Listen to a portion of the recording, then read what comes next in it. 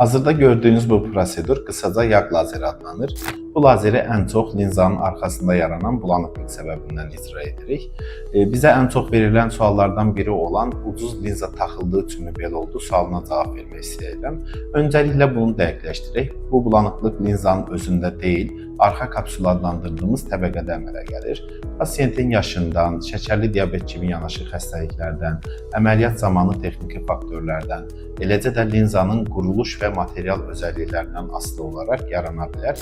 Yəni burada məsələ linzanın ucuz və ya bahalı olması deyil, onun texniki xüsusiyyətləridir. Ancaq bir həqiqət də var ki, ucuz linza adlandırdığımız məhsulların bir çoxunda bu texniki özəlliklər kifayət qədər yaxşı olmadığı üçün bu bulanıqlıq nisbətən daha çox görülə bilir.